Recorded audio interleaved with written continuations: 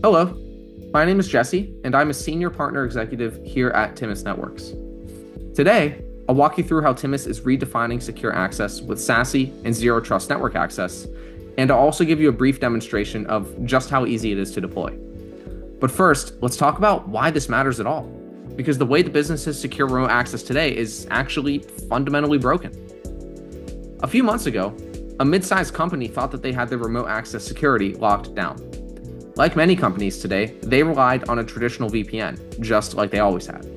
But then one day, an employee's stolen credentials were used to log in from an unfamiliar location. No red flags were raised, no additional authentication was required. And within minutes, an attacker was inside their network, moving laterally, exfiltrating data, and setting the stage for a ransomware attack. And this isn't just one company's story either. This is just a reality the businesses are facing every day. The way that we work has changed a little, but the way that we secure access hasn't quite caught up yet. That's why we need a new approach, one that's built for MSPs in a world where employees, devices, and data are more distributed than ever.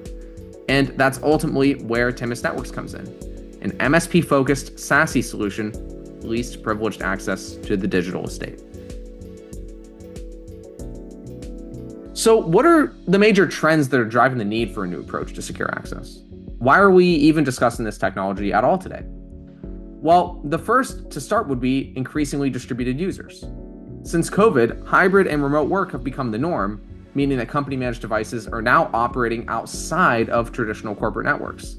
The question is, how do we ensure these users remain securely connected to mission-critical resources without adding friction? Just because you're on a work trip, working from your hotel room, does not mean that you should be connecting to the public Wi-Fi without an encrypted connection, accessing, let's say, mission-critical resources. Now, another trend that's driving this is increasingly distributed data. The corporate data that we are accessing these days isn't just locked away inside on an on-prem server anymore. The second major trend is increasingly distributed data. Corporate data isn't locked inside an on-prem server room anymore behind a firewall. Employees are accessing across SaaS apps, cloud infrastructure, on-prem resources, really just all over the internet. And this fragmentation means security can no longer rely on just protecting a single network perimeter, which is traditionally what those firewalls were for. And ultimately, as a channel dedicated vendor, Timus is operating, everything we do is done through the lens of, is this good for MSPs? Is this good for service providers? And those are all underpinned by three main principles that we are living and breathing by, which is we want to be easy to do business with. We want to be easy to deploy, which is what I'm going to demonstrate in my environment momentarily, right? Setting up a network in 15 minutes, comparing that to how we may have done things traditionally with SSL VPNs, where that warrants a certain level of expertise and knowledge, experience, but also just the time that's spent configuring and updating and managing patches and these systems themselves, kind of from the scalability point of view. And ultimately, we want to be easy to manage. You want this to be an intuitive solution that even somebody like myself, who's not a network engineer, would probably have a good level of facility just over a few weeks with being in the administrator for. So we're doing here at Timus Networks. And, one of the big elephants in the room, of course, is that, why shouldn't we just go with Zscaler or Palo Alto or some of these, very strictly kind of enterprise-oriented solutions? And the reason is that, they obviously cost a fortune, but those are really just mostly for internal use case purposes where you have, an extremely large team, behind that type of initiative. And typically for just to give an example, just simply the implementation of those enterprise solutions can not just warrant a whole team, but be very, very time consuming. So we also need to think about, what's the most scalable type of, operative procedures that we should be taking when thinking about especially new technologies to service the clients of MSPs with. And got a couple of the business drivers, and we've talked a lot about security so far, but I've got a couple of the business use cases for MSPs when we're talking about Timus SASE, and that's of course going to be, adding monthly revenue. Of course, having end users just simply submitting less support tickets. I've been an end user at other companies using VPNs, and when I'm having issues, that means I obviously need to inflate the the support queue with tickets that I need to have answered, but it's also causing problems for the support team because that's opportunity cost for them. They should be spending their time on other things that are maybe more impactful and immediately necessary for the company to be functional and move forward. Operational efficiencies, of course. Look, if people aren't having issues with connecting to the corporate network, then obviously that's going to be time that's just better spent on the things that they need to be doing, which is kind of tying into some time savings themes that I've been sort of conveying here. Centralized management, Timus is providing MSPs a multi-tenanted solution to be able to manage all of their customers independently from. So I'll be able to illustrate that momentarily in my environment, but having everything consolidated in a partner portal, which we can then use to then SSO into our specific individual client environments. And then ultimately for, compliance, of course, Timus is helping businesses meet compliance standards like NIST, CISA, and SEC cybersecurity rules by enforcing zero trust network access, continuous security monitoring, things to those effects where, we can really help businesses become compliant with just how the sands are shifting on what secure remote access needs to look like for companies these days that have either data, employees, or both that are increasingly distributed, like we've pointed out so far. Now, before I go into my architecture diagram for how Timus is working on a high level, I want to just double click on what zero trust ultimately means for Timus networks. And in Timus, what we can really do is enforce sign-in policies by enforcing context-aware authentication before granting access to corporate resources. So one of the ways this works is fundamentally we can integrate with SSO providers and identity providers like Entra ID, Okta, Google Workspace, and also layering in MFA, which can be required dynamically based on user sign-in policies that we're setting. And those user sign-in policies in question can be built and predicated on these different behaviors that Timus has listed in the platform. And these different behaviors all have in common that if a user is showing signs of impossible travel, they may be coming out of their geofenced radius. Maybe they're trying to log in from a new device, for example. Well, no matter what it is, all these behaviors are indicating that the user in question simply may not be who they say they are. And that's a really core philosophy to how we design the product and how we think about the subject matter here, which is you don't trust your users based on who they say they are or the device that they're logging in from.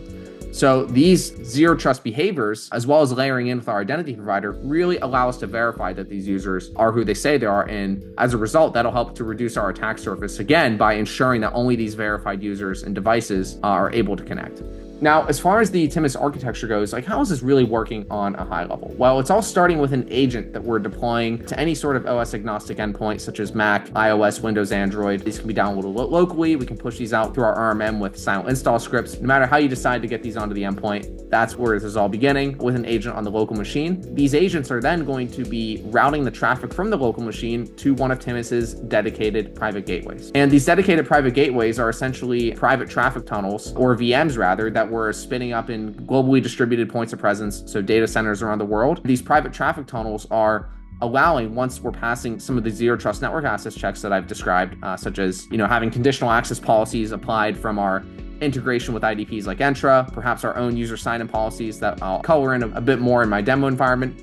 But assuming that these devices are successfully connecting to the private traffic tunnel, well, they're subsequently and immediately being assigned a static public IP address. So administrators at the service providers can now bring all of these devices in through a single point of entry, have everybody assigned that same single static public IP address, which we can then use for one area of mission critical resources in the corporate estate that we probably want to protect, which is our SaaS applications. So increasingly these days, SaaS apps like, IT Glue, 365, different payroll softwares, whatever the case is, they're increasingly allowing for IP access controls, which means we can use things like static public IP addresses to whitelist access for those IPs to those applications so that, look, unless you're coming from the Timus tunnel, which is giving us the same single static public IP address, you are simply not going to be allowed into the SaaS apps. So again, I really want to harp on the theme of, yes, we want to afford people simply the ability to connect to the corporate network, but then how do we microsegment access in a way that's thoughtful, but also shrinks our attack surface? Now, assuming these devices are connecting to the private gateway, where else are employees with company managed devices potentially going? Well, they're probably also going to things that are located over the internet.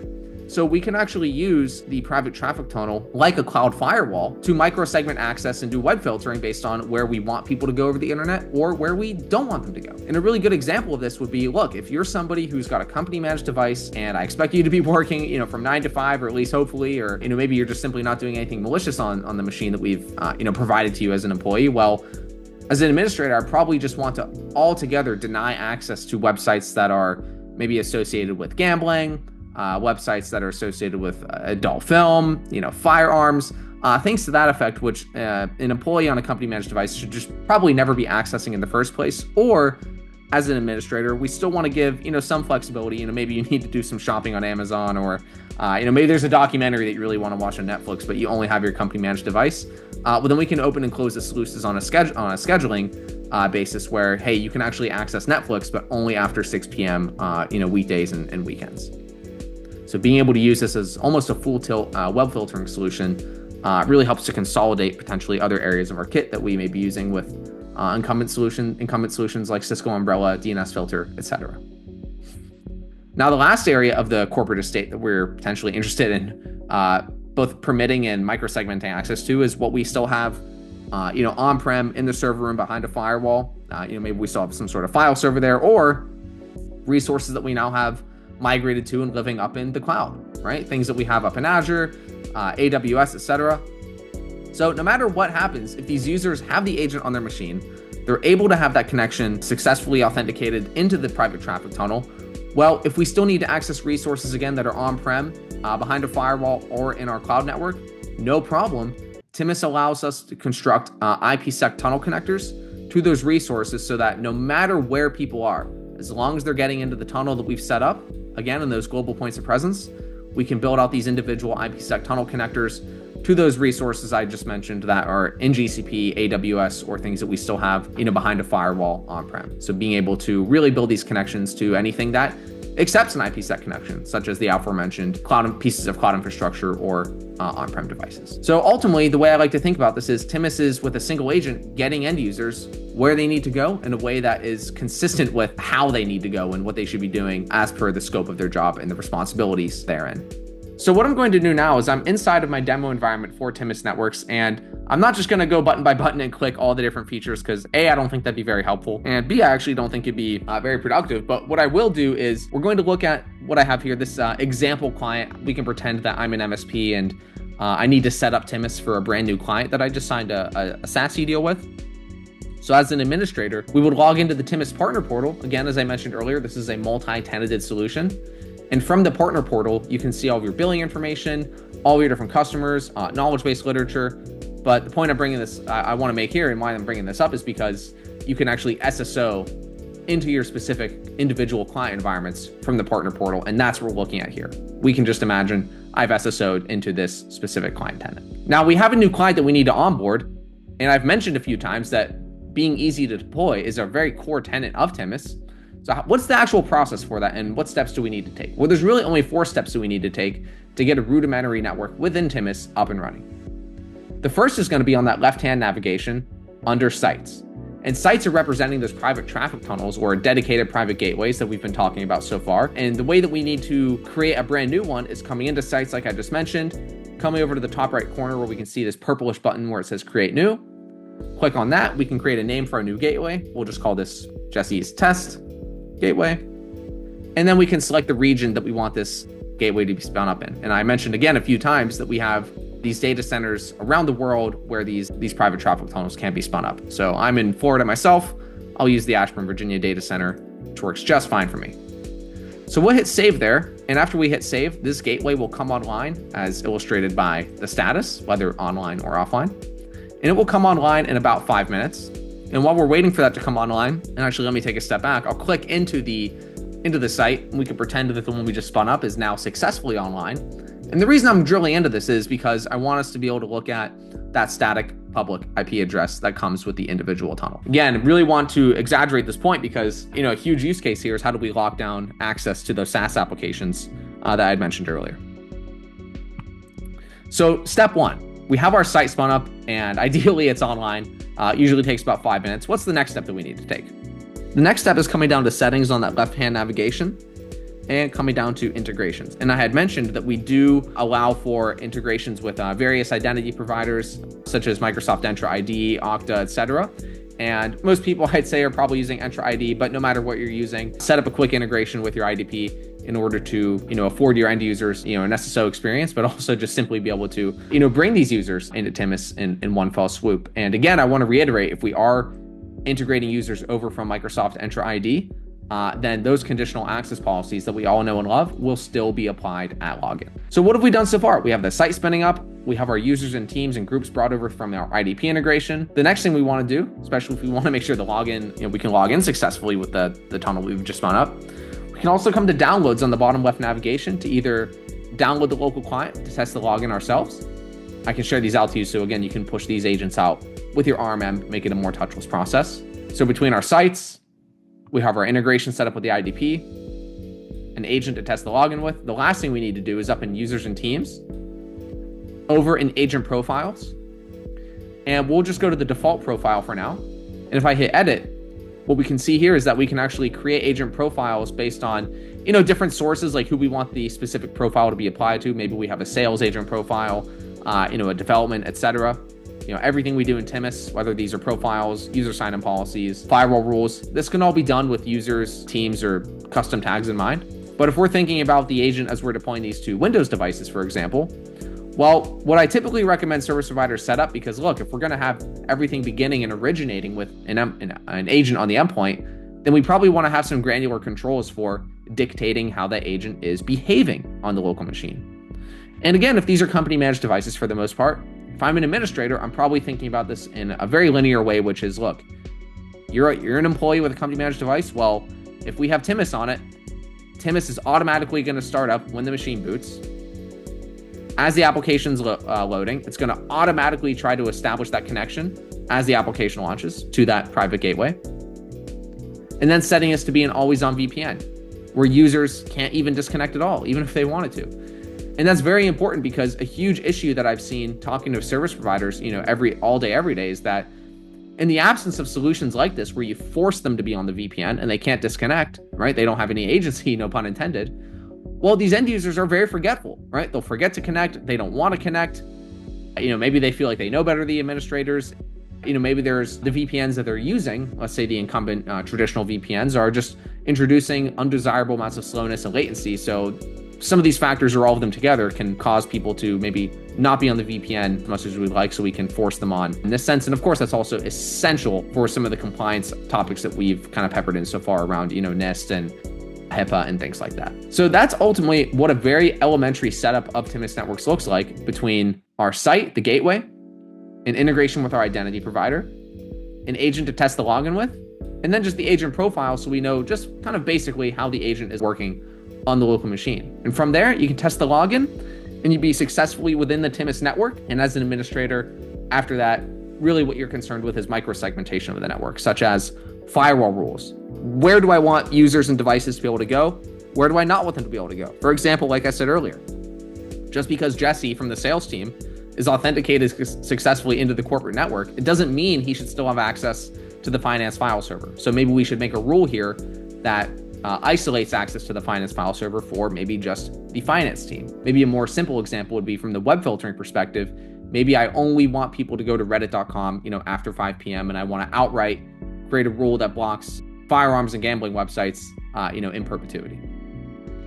And then lastly, another area that the administrator is going to be spending much more time in beyond just the basic deployment is those user sign-in policies that I mentioned earlier, right? Very, very similar to what we understand about Microsoft's conditional access policies, being able to make policies based on, look, I don't even want any new devices coming into the network, and we can make a rule that says, look, no new devices. We could even say this is applying to all of our users, because, new device is probably indicative of some sort of threat actor.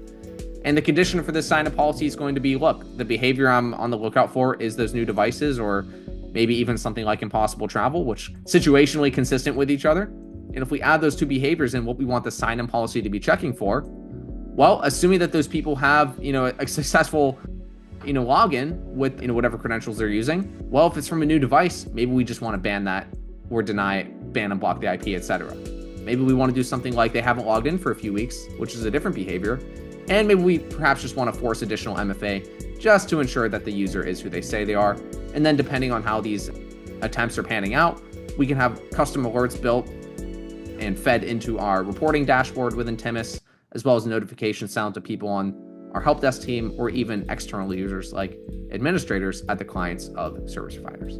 So these sign-in policies are essential for understanding, well, if we're going to bring people in through a single point of entry, we really want to make sure it's ironclad and have some context-based, awareness for, is this user actually who they say they are? Because look, if you're coming in from a different device, chances are that's not the user in question. So I hope this was a helpful presentation on what is Timus Networks, what's the context in which this technology is being discussed, and what does a basic demonstration look like inside of my demo environment, where I'm showing you just how easy a basic network with Timus is to set up, comparing that to the more traditional way of doing things with SSL VPNs, where Those implementations could take hours, days, and even certain levels of expertise that we may not have readily available and even easily accessible. So thank you very much for watching. And we also have an online help desk and help center where you can submit tickets and refer to our publicly available knowledge base. Thanks again, and hope you have a great day.